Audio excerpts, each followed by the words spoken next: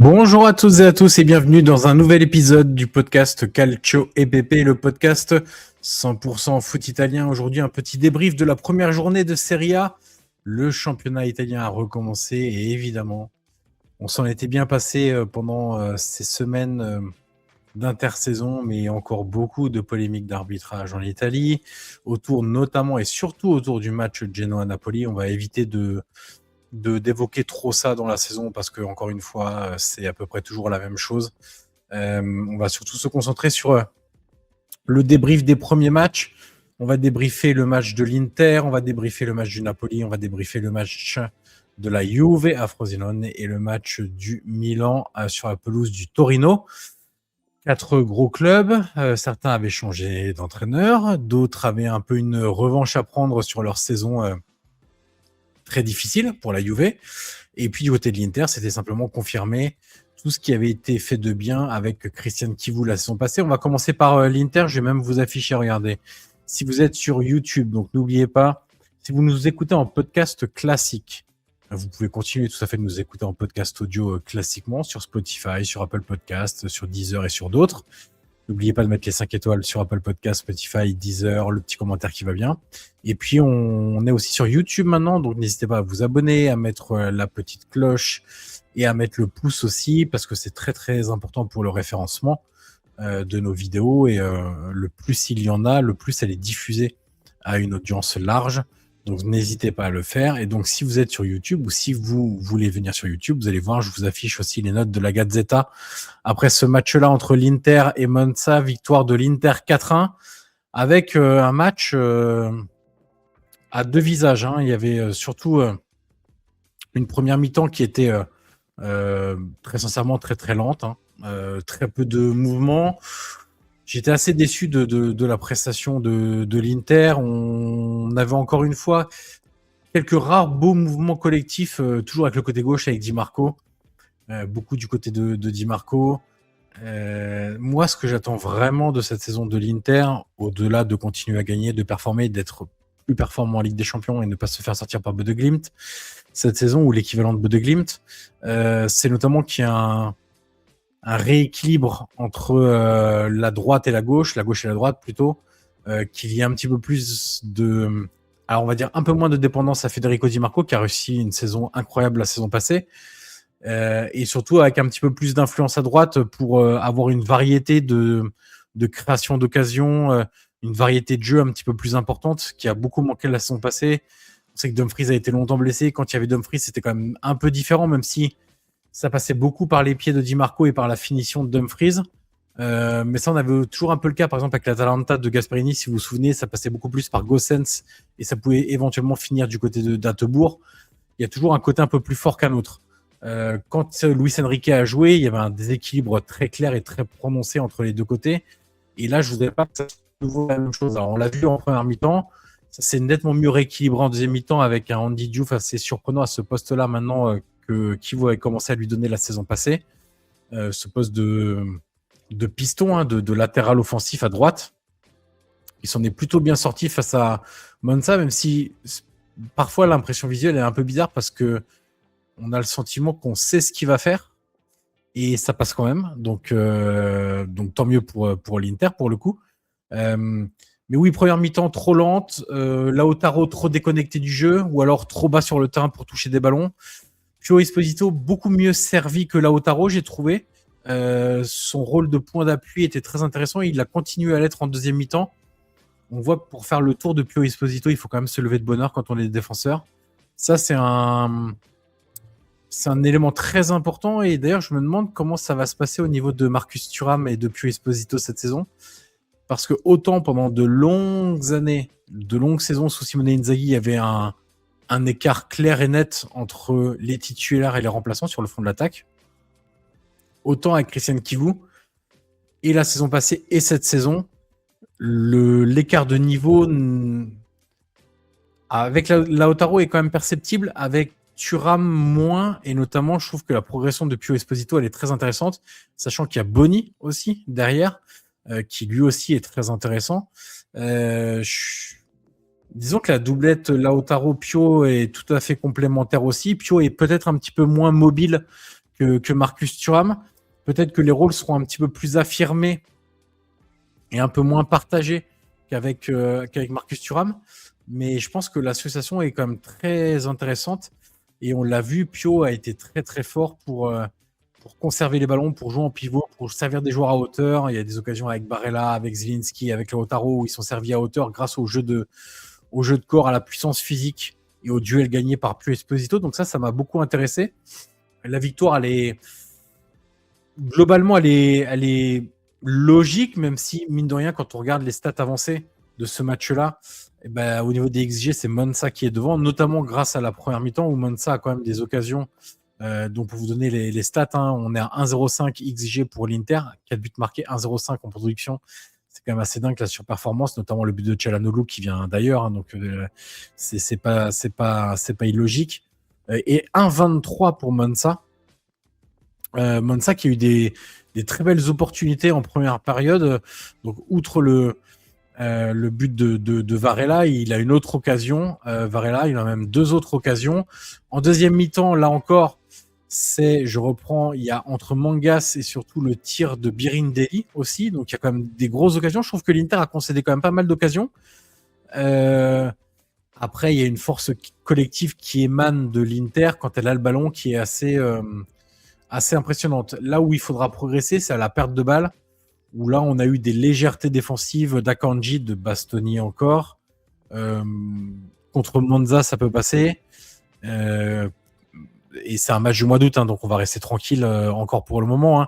Mais il faudra éviter, et c'est pas rare. L'Inter, c'est pas la première fois que l'Inter aurait ce genre de saut de concentration en début de championnat, mais comme d'autres, l'Atalanta de Gasperini a même aussi des sauts de concentration en début de saison. Donc, c'est pas grave à ce moment-là de la saison, mais il faudra quand même faire attention. Je pense que défensivement, l'Inter est mieux armé maintenant avec l'arrivée de Stones, qui n'était pas titulaire sur ce premier match de la saison. Mais à la perte de balle, il faudra quand même conserver une activité et une agressivité que l'Inter montre quand elle a le ballon. C'est surtout ça. Il faudra faire qu'il y ait la même attention et la même tension tout court avec et sans ballon dans la saison, parce qu'on sait que c'est un facteur clé. Et par exemple, quand on prend les matchs contre Bode Glimt, qui ont été extrêmement mal gérés à la perte de balle, on n'a évidemment pas envie que ça se reproduise cette saison, que ce soit en championnat ou en Ligue des Champions. Je vous redonne les notes de la Gazzetta. Je suis globalement assez d'accord avec ça. Je trouve sur Di Marco un poil dur, parce qu'en première mi-temps, ça passait quand même beaucoup par lui. Ils lui ont mis un 6. Akanji Bastoni, donc je l'ai évoqué, ça a été très compliqué. Lautaro, qui est passé un peu au travers. Moi, j'ai vraiment bien aimé Pio Esposito. C'est un peu le chouchou de l'Italie, donc il ne faudra pas s'étonner si il a des très bonnes notes cette saison. On sait qu'en Italie, on aime bien surnoter un petit peu les joueurs italiens du côté de la Gazzetta dello Sport. Mais ça reste un match, une bonne entame, mais tu t'es fait peur à trop de moments, je trouve, en première et en deuxième mi-temps. Et l'Inter, face à un promu qui est loin d'avoir un effectif complet pour le moment, qui a changé quelques joueurs aussi, je trouve qu'il y a eu trop de moments où on sent que Monza peut revenir dans le match. Et un champion en titre et un club qui a le meilleur effectif d'Italie ne doit pas laisser cette impression-là. Encore une fois, c'est un match du mois d'août. Donc, tant qu'on est dans les premières journées du mois d'août, tout n'est pas rodé, tout n'est pas parfait. Et il n'y a pas d'enseignement particulier à tirer de ces matchs du mois d'août.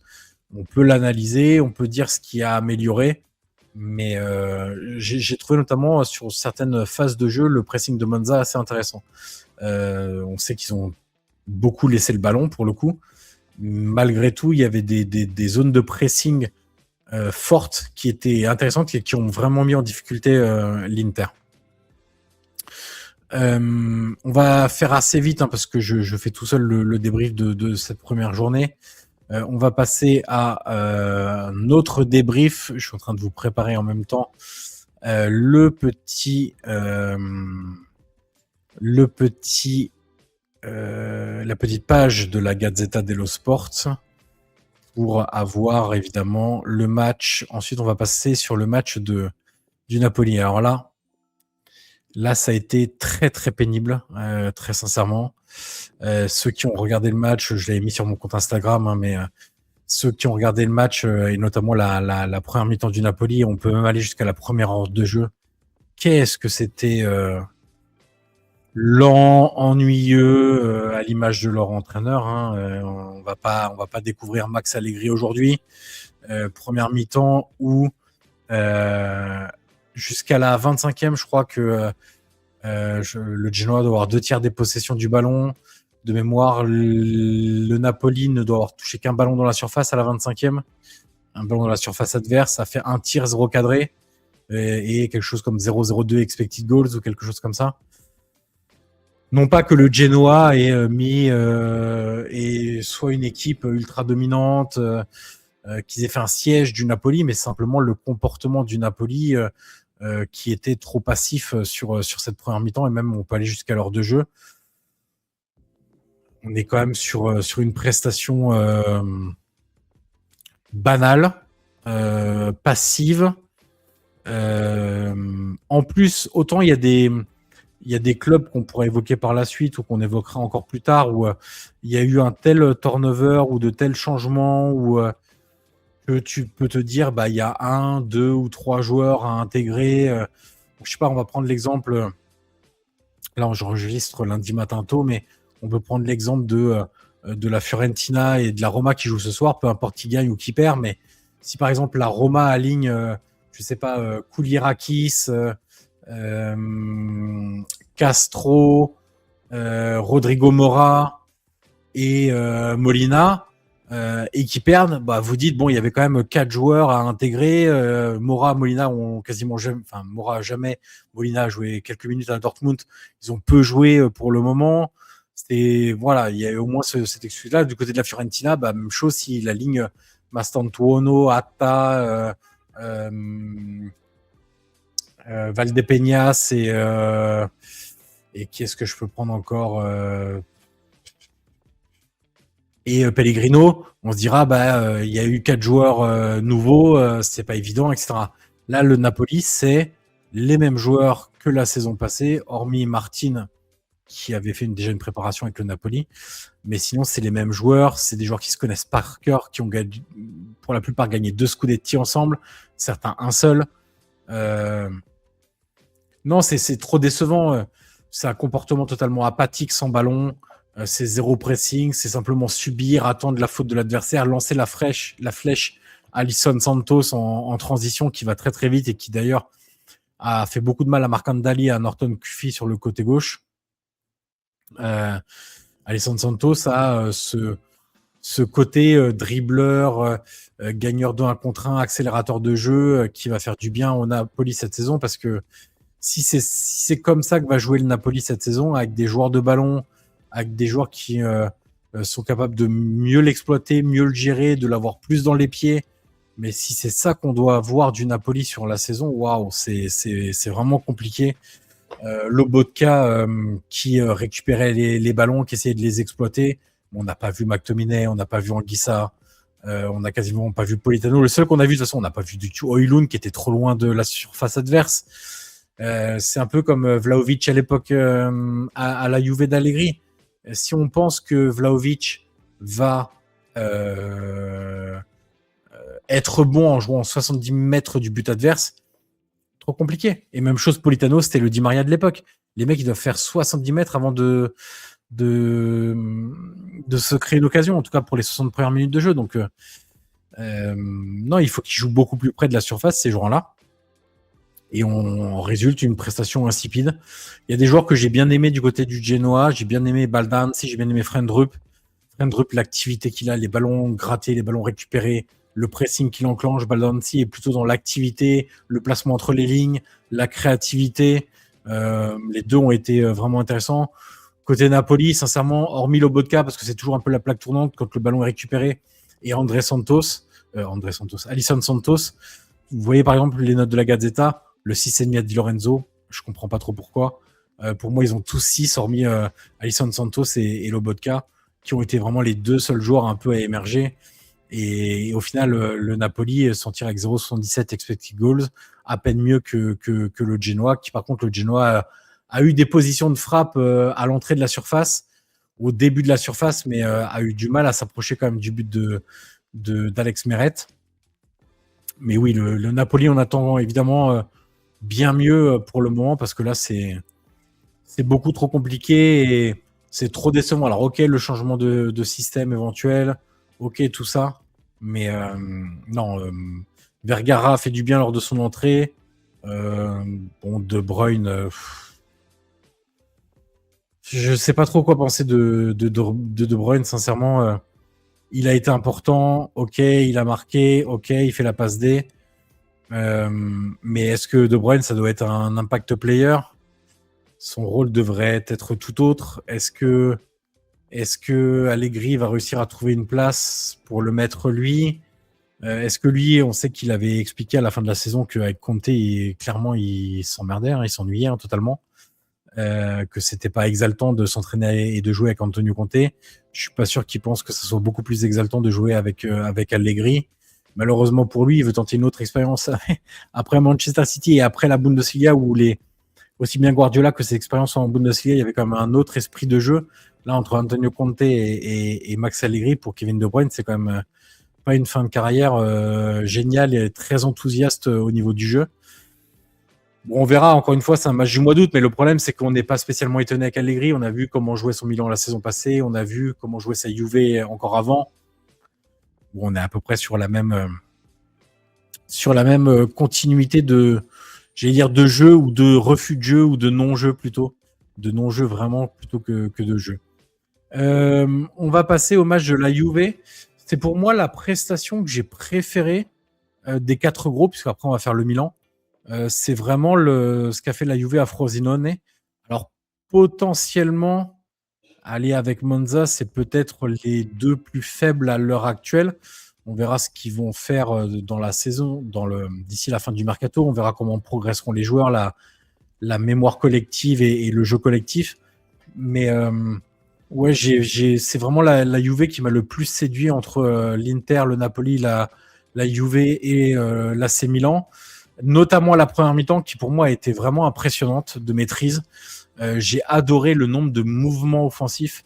Kolo Muani bougeait, dézonnait beaucoup, mais toujours en utilité. C'était pas dézonné pour vouloir absolument toucher le ballon. C'était toujours utile. Il y a évidemment son gros raté qui font que même pour que même son entraîneur Spalletti dise voilà, on sait les qualités qu'il a, on l'aime bien, c'est pour ça qu'on l'a recruté, mais là, il doit absolument marquer. Et si ça fait 2 ans qu'il n'est pas titulaire dans ses clubs, il y a une raison. La raison, c'est qu'il ne marque pas assez. Effectivement, la grosse occasion où il a un ballon un peu haut à reprendre en demi-volée, mais on est quoi? On est à 5,50 du but, 6 mètres du but, sans adversaire devant lui, et qu'il la met largement au-dessus. Pour un joueur du calibre de Kolo Muani ou d'un joueur payé ces sommes-là, c'est évidemment insuffisant pour le moment. Mais malgré tout, je l'ai trouvé très utile dans ses mouvements à vide, sans ballon, et même dans ses mouvements avec ballon. J'ai bien aimé l'activité aussi de Conceição. J'ai bien aimé l'activité de McKennie. On verra si Spalletti veut faire dans son 4-2-3-1 là, d'un McKennie une sorte de Perrotta, comme il avait à la Roma au milieu des années 2000. C'est-à-dire que c'est pas un joueur sur lequel on va s'appuyer avec ballon, si ce n'est pour orienter le ballon sur les côtés dans les premières phases de jeu, mais surtout s'en servir à la finition, parce qu'on sait que McKennie est très très fort pour être toujours bien placé dans la surface, a une bonne frappe de balle dans la surface, et bon de la tête également, fait souvent les bons appels dans la surface sur les centres, que ce soit des centres à hauteur ou des centres en retrait. Donc c'est un rôle que j'aime bien chez McKennie. Hier, ça n'a pas trop payé parce qu'il a eu assez peu de ballons à jouer et on ne l'a pas non plus spécialement trouvé sur toutes les phases de centre, etc. Mais je trouve ça globalement intéressant. J'ai bien aimé l'activité d'Yildiz aussi. Mine de rien, alors je vais vous mettre les notes du match, on est bon. Là, vous voyez, typiquement, 6 à Locatelli sur les notes et 5,5 à Douglas Luiz. À part dire que Locatelli est un international italien, je vois vraiment pas ce que Locatelli a fait de plus que Douglas Luiz. Et Douglas Luiz, pour moi, il devrait avoir 6 parce qu'il n'a pas été moins bon que McKennie, il n'a pas été moins bon que Locatelli. J'ai trouvé son match correct. J'aimerais bien retrouver le Douglas Luiz d'Aston Villa. C'est une remarque que je me faisais quand même devant le match. On évoque souvent le recrutement raté par la Juve ces dernières saisons. Mais en réalité, pour moi, c'est pas un problème d'identification de profil joueur qui aurait dû amener à la Juve. C'est que pour X ou Y raison, et on pourra l'évoquer après, mais des bons joueurs sont devenus très moyens à la Juve. Les Douglas Luiz, même un Vlahovic, hein, les Cop Miners, euh, même on peut aller chercher un Joao Mario. Je donnerais pas ça pour un Kelly, mais qui est un Locatel, lui aussi, c'est un bon joueur malgré tout, qui est devenu très moyen à la Juve. Jonathan David, Zegrova, même si Zegrova venait d'une blessure, donc c'est un peu plus délicat. Et il m'en manque un que j'avais en tête à l'instant, et Loïs Openda. Pareil. Est-ce que Loïs Openda était bon avant la Juve? Oui. Est-ce qu'il était bon à la Juve? Non. Est-ce que Jonathan David était bon avant la Juve? Oui. Est-ce qu'il était bon à la Juve? Non. Est-ce que Cop Miners était bon avant la Juve? Oui. Est-ce qu'il était bon à la Juve? Non. Est-ce que Vlahovic était très fort avant la Juve? Oui. Est-ce qu'il était très fort à la Juve? Non. Est-ce que Locatelli était bon avant la Juve? Oui. Est-ce qu'il est bon depuis qu'il a la Juve? Non. Alors, on peut l'expliquer par plein de choses. L'instabilité qu'il y a eu au niveau des dirigeants, l'instabilité qu'il y a eu sur le banc, parce que quand on fait Allegri, quand on fait... on peut remonter, on va essayer de remonter trop loin, mais... Non, je ne suis pas remonté avant Allegri, mais...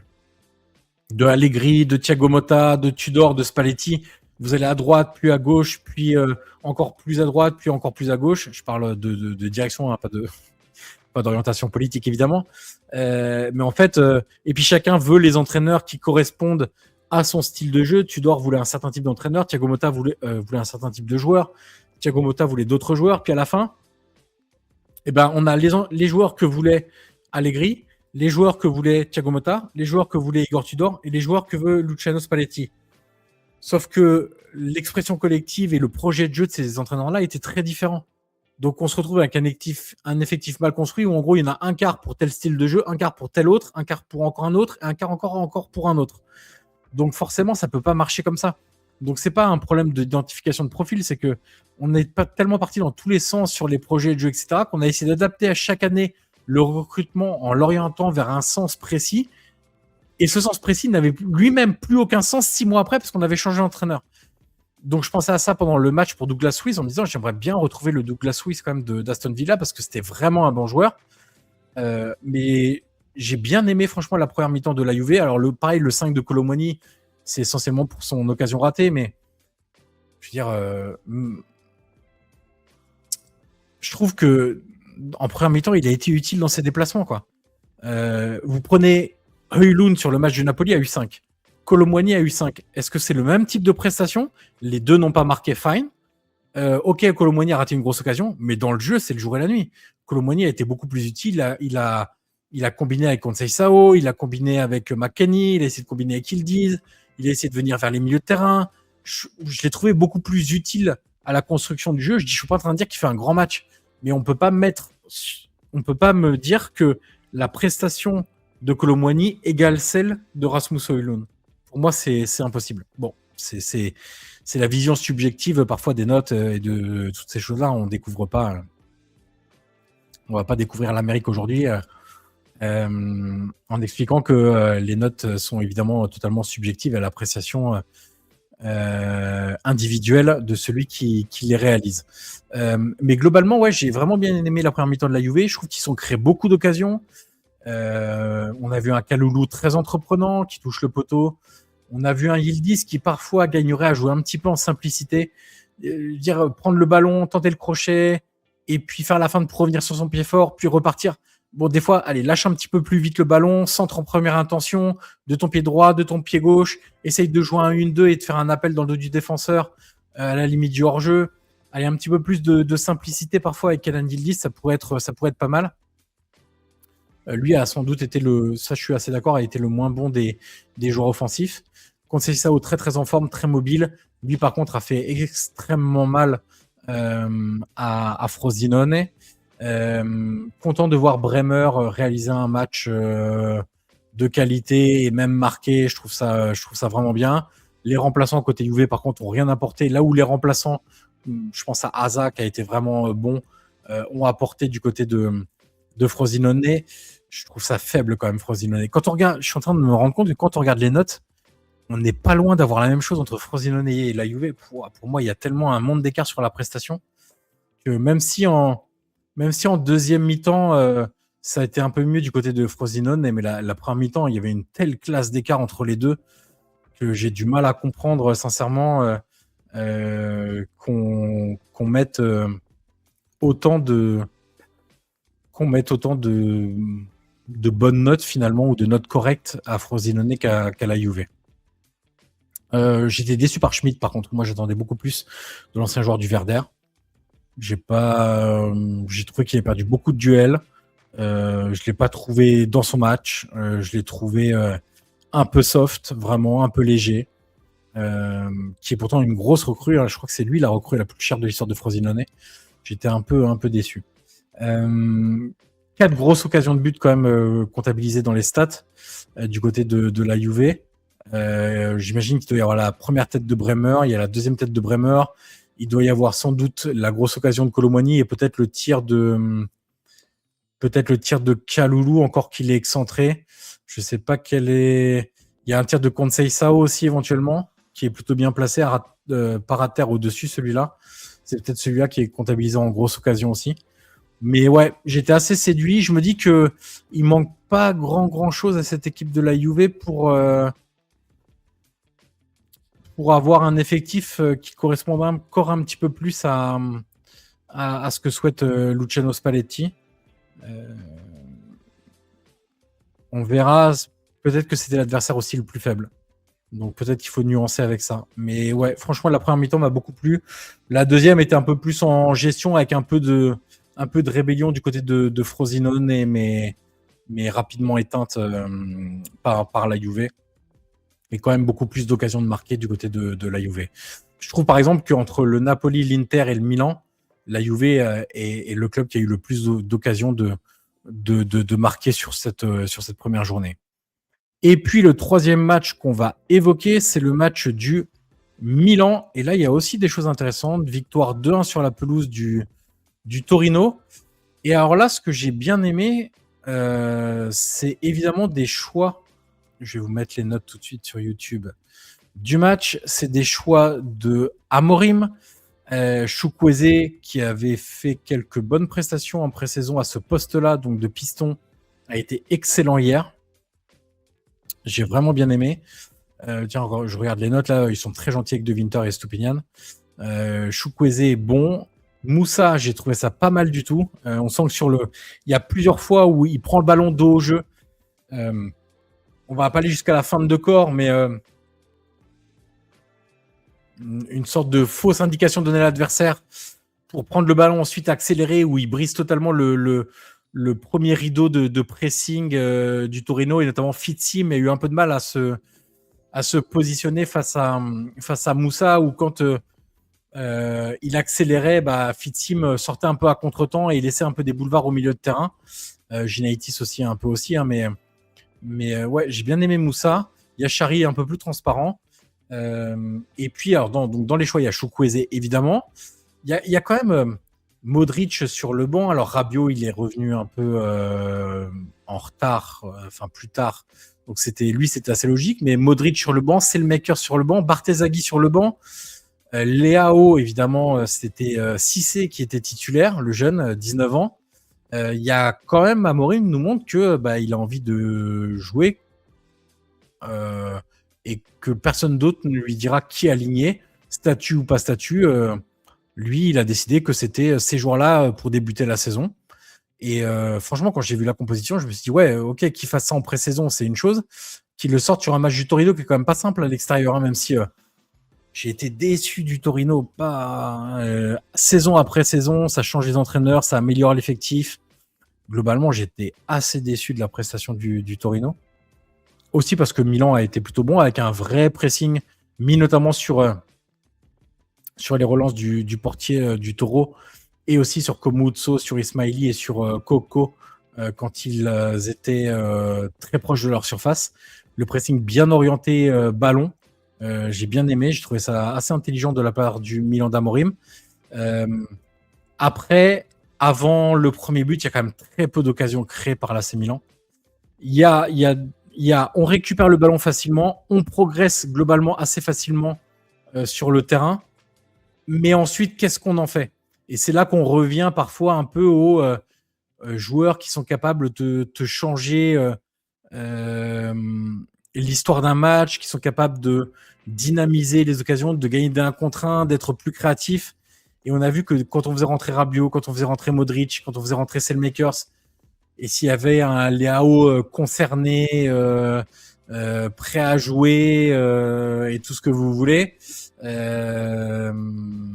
on peut évoquer aussi Moreira qui peut rentrer. Avec ces joueurs-là, tu es censé avoir plus de facilité à te créer des occasions. Là, avec les joueurs qui étaient choisis, Loftus-Cheek, c'est pas un créatif, il a besoin, lui, de se projeter, mais de se servir du travail, de la créativité et des décalages trouvés par les autres pour lui ensuite en profiter. Cissé, on peut pas faire reposer toute la liberté créatrice sur lui. Yachari, c'est pas vraiment un créateur, Moussa non plus, et Stupinian non plus. Donc, mine de rien, il y avait un bloc haut très intéressant. Le bloc était vraiment haut, la défense était à, je dirais en moyenne, était sans doute à 40 mètres du but de Milan. 35-40 mètres, les derniers défenseurs. 40 mètres, je pense, ouais, les derniers défenseurs. Si on doit faire l'entièreté du match, je pense qu'on doit être à peu près à ça. Donc, on récupérait bien le ballon, on coupait les lignes de passe, on était agressif. Ça, j'ai vraiment apprécié du côté de l'AC Milan. Après, ce qu'on en faisait du ballon, c'était beaucoup plus compliqué. Donc, il a fallu un exploit individuel de Cissé. Son but est très beau pour débloquer un peu. Et on a senti après que, avec un petit peu plus d'espace, avec un Torino qui devait se livrer un petit peu plus, c'était plus facile. Et ensuite, le but de Rabiot arrivait tellement vite derrière que ça te donnait un espace suffisant pour ensuite mieux gérer tes occasions. Et encore une fois, au-delà du scénario du match qui a facilité ensuite le fait d'avoir plus d'occasions, les entrées de Modric et de Rabiot et de Selmaker sont fait du bien. Donc il faudra voir parce que mine de rien, Milan, retrouvez d'ailleurs la vidéo sur la chaîne YouTube de l'influence de Jorge Mendes sur le mercato de l'AC Milan. Mais globalement, un effectif intéressant. Je trouve qu'il y a des manques encore en défense. J'ai pas aimé De Winter, j'ai pas spécialement aimé Gabia quand il est entré. Kila, c'est pas mal, mais physiquement, on a l'impression qu'il a encore du mal. Pavlovic, c'est OK. Si tu intègres à ce que tu as vu hier, un Selmakers, pourquoi pas côté gauche d'ailleurs, pourquoi pas un cran plus haut. Moi, Selmakers avec Ranieri, il joue un cran plus haut à la Roma souvent, et il y avait des choses intéressantes. Donc pour moi, ça peut être totalement une option moins physique, mais plus feu follet, plus gagner d'un contre un, jouer sur le côté dribbleur, dans les petits espaces. Par exemple, à la place d'un Loftus-Cheek, là, vous me mettez un Selmakers, vous mettez Moreira à la place d'Estupinian, Leao, je ne sais pas trop quoi en faire à l'heure actuelle. Vous gardez Chukwueze, vous mettez Modric, Rabiot, vous faites une ligne Chukwueze, Modric, Rabiot, Moreira, puis vous mettez Selmakers, Pulisic derrière Ramos. Pour moi, t'as à la fois de la vitesse en transition, t'as à la fois des joueurs de position, t'as à la fois de la liberté créatrice au milieu de terrain et des joueurs qui sont suffisamment doués techniquement pour que leur exécution technique suive leur pensée. Vous avez des joueurs bien structurés physiquement avec un Rabiot, avec un Gonzalo Ramos. Vous avez le côté un peu plus faux follet, preneur d'espace de Pulisic, faux follet, petits espaces de Selmakers. Donc pour moi, ça serait assez cohérent finalement. Donc il peut y avoir des bonnes choses du côté de cet AC Milan là, sachant que le mercato est loin d'être terminé aussi du côté de Milan. Donc ouais, j'ai été, on va dire que j'ai été séduit dans l'ensemble par l'AC Milan. Il y a un côté difficulté à se créer des occasions en première période qui était assez flagrant. Aussi parce que les défenseurs centraux du Torino étaient plutôt bons et se jetaient beaucoup pour contrer les tirs à l'entrée de la surface, pour contrer les passes à l'entrée de la surface. Sauf que c'est dur mentalement et physiquement pour des défenseurs de faire ça pendant 90 minutes. Donc, plus les minutes passent et plus tu te fatigues du côté du Torino et plus tu es un peu en retard sur le peu de création qu'avait Milan. Et c'est comme ça qu'ils ont marqué. Mais globalement, ouais, j'ai bien aimé quand même le match de l'AC Milan. C'est loin d'être parfait. Mais j'ai aimé l'approche d'Amorim. J'ai aimé ce qu'il a mis en place. J'ai aimé les choix qu'il a fait parce que sincèrement, après une saison aussi compliquée, avec des supporters aussi à cran, avec une tournée, enfin une pré-saison qui n'a pas été géniale non plus, avec des hauts et des bas aussi pour l'AC Milan, arriver et dire bah moi bah ouais, j'ai été convaincu par Chukwueze, je laisse piston, je mets Loftus-Cheek qui est Cissé derrière Ramos. Ouf, c'était pas, et surtout je mets Moussa et Yachari au milieu de terrain. C'était pas forcément le plus logique, en tout cas d'un point de vue extérieur. C'était logique pour l'entraîneur qui voit tous les entraînements, qui analyse, qui décortique tous les entraînements et qui est le mieux placé d'entre nous pour savoir quoi faire. Donc j'ai bien aimé ça, j'ai bien aimé l'approche globale, j'ai bien aimé ce que Milan faisait jusqu'à la surface de réparation adverse, le pressing. J'ai eu un peu plus de réserve sur que faire du ballon quand on arrive aux abords de la surface. Disons que c'est un peu une constante, c'était déjà un peu le cas avec Fonseca, c'était déjà le cas avec Conceição, ça a été le cas avec Allegri. Donc il faudra voir si Amorim réussit à débloquer un peu ce côté-là chez les joueurs milanais. Voilà pour ce petit débrief de ces 4 premiers matchs, enfin 4 matchs des clubs les plus importants d'Italie. J'avais pas de possibilité de double écran ce week-end, donc j'ai pas pu voir le match de Comme, le match nul 1 partout entre l'Udinese et Comme, la victoire de Cagliari à Parme, la victoire de Lecce à Venise et la victoire de l'Atalanta contre Sassuolo. J'ai vu un long résumé de l'Atalanta Sassuolo et l'Atalanta est extrêmement bien payé, mais quand je dis extrêmement bien, c'est extrêmement bien payé face à Sassuolo qui a eu énormément d'occasions et qui aurait sans doute dû s'imposer vraiment sur la pelouse de l'ADA. Il restera 2 matchs plus tard ce soir avec Bologne-Lazio à 18h30, la première de Tedesco, la première de Gattuso, match très intéressant, et le Roma-Fiorentina avec la Roma de Gasperini et la Fiorentina et son mercato très important. Et c'était d'ailleurs la vidéo précédente sur la chaîne YouTube de Calcio et Pepe. Est-ce que la Fiorentina fait le mercato le plus séduisant du championnat italien cet été? N'hésitez pas à aller la voir. N'hésitez pas à vous abonner à la chaîne YouTube de Calcio et Pepe. N'hésitez pas à partager cet épisode, cette vidéo, donc maintenant, ou l'épisode si vous êtes encore sur l'audio. N'hésitez pas à mettre le pouce bleu et à activer la cloche sur YouTube, à mettre les 5 étoiles et le petit commentaire aussi. Encore une fois, n'hésitez pas à mettre des commentaires et des pouces bleus sur YouTube parce que c'est très très bon pour le référencement et c'est très très important pour nous. Donc n'hésitez pas à faire tout ça. Et puis nous, on se dit à très vite pour un nouvel épisode du podcast Calcio et Pepe, sachant qu'on a d'autres idées, notamment avec Valentin. On a des petites idées de tier list, des choses comme ça qu'on pourra faire grâce au format YouTube qui nous permettra d'être un petit peu plus créatifs parfois et de faciliter la compréhension de concepts un peu créatifs qu'on a eu parfois jusque-là. Donc maintenant, avec la vidéo, c'est beaucoup plus simple de le faire. Bon, en tout cas, le résumé global de ce que j'ai vu, c'est que il y a eu du bon, il y a eu des choses intéressantes. J'ai bien aimé la Juve, j'ai bien aimé globalement le Milan. L'Inter, j'ai pas aimé la première mi-temps. Le Napoli, j'ai pas du tout aimé. Donc il y a vraiment à boire et à manger dans ce début de saison-là. Le rythme, pas incroyable sur tous les matchs, encore une fois. On sait que les nouvelles règles, notamment sur jouer plus vite, être remplacé plus vite, devraient aider à ça. On verra si ça augmente un peu le rythme, l'intensité et le temps d'effectif des matchs. Ça devrait normalement. Pour l'instant, l'échantillon est évidemment trop court dans notre championnat italien pour le voir de manière claire et définitive. Mais en tout cas, on est content que le championnat ait repris. On sera encore plus content quand il n'y aura plus le mercato. Parce que franchement, on fait un peu tous partie de ceux qui pensent que le mercato devrait s'arrêter au plus vite et dès la reprise du championnat, parce que ça éviterait pas mal de soucis. Mais voilà pour ce premier débrief donc des matchs de la Juve, de l'Inter, du Milan et du Napoli. On verra si on débriefera Bologna-Lazio, Roma-Fiorentina, soit avec Guillaume, soit avec Valentin, ou tout seul, ou si on le fait pas parce qu'on n'a pas le temps. Mais en tout cas, on revient très vite pour un nouvel épisode du podcast Calcio et Pepe. Ciao, ciao!